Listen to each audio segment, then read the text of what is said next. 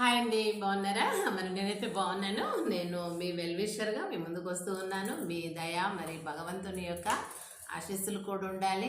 భగవంతుడి ఆశీస్సుల తర్వాతనే మీ ఆశీస్సులు అందుకొని మీ ముందుకు రావడానికి అవకాశం ఇస్తున్న భగవంతునికి వందనాలు.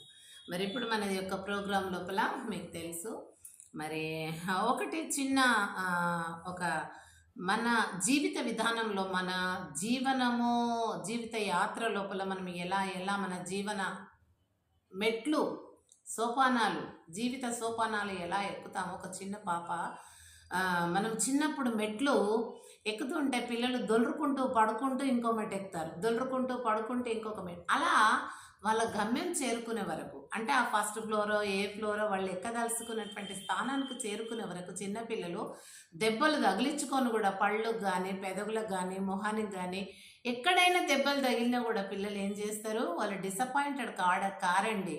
వాళ్ళు ఏం చేస్తారు, పట్టుదల డిటర్మినేషన్ ఉంటుంది వాళ్ళకి. ఆ డిటర్మినేషన్ తోటి వాళ్ళు ఇంకా ఇంకా ఒక్కొక్క మెట్టు ఎక్కుతూనే ఉంటారు, కానీ వాళ్ళు వెనక్కి రారు.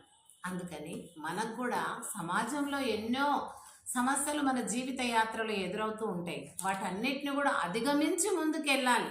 చూడండి, ఫర్ ఎగ్జాంపుల్ ఫిష్ చేపను తీసుకున్నట్టయితే అన్నీ మరి సాఫ్గా ఎదురుంటే చేప మాత్రమే ఎదురుగుతుంది. అన్నిట్లో మీరు చూడండి, చేప ఒక్కటే ఎదురుగుతుంది నీళ్లు అంత ప్రెషర్తో కొట్టినా కూడా చేప వెనుకకు రాదండి, ఎదురెగుతూనే ఉంటుంది. మనము కూడా మానవుడు కూడా అలాంటి ఎన్ని మరి ఒడిదుడుకులు వచ్చినా ఎంత అలలు కెరటాలు మన ముందుకు వచ్చినా కూడా చేపలాగా మనం ఎదురీగుతేనే ముందుకెళ్ళినప్పుడు మన జీవిత గమ్యస్థానం చేరుకుంటామండి. అవన్నీ కష్టాలు అన్నట్లు, శ్రమలు అన్నట్లు, ఇబ్బందులు ఇక్కట్లు అన్నట్టు వాటన్నిటినీ మనం ఎదుర్కొంటూనే ముందుకు వెళ్ళాలి. మన బాధ్యతగా మనకు ధ్యేయంగా మనం భావించాలి. ఫర్ ఎగ్జాంపుల్ చిన్నది ఒకటి కొటేషన్ చూడండి.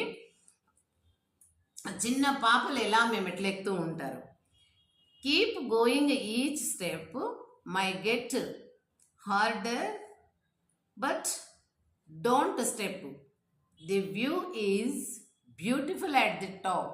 చూసారా, చిన్న పిల్ల మెట్లు ఎక్కేటప్పుడు కూడా డిసప్పాయింటెడ్ కాదు, don't stop, his work is continuous. ఏం చేస్తూ కంటిన్యూగా అమ్మాయి మెట్లు ఎక్కుతూనే ఉంటుంది. చిన్న పాప, అడుగులేసే పాప, 2 years 3 years పాప, ఆ స్టెప్స్ ఆమె ఎంత ఇబ్బంది.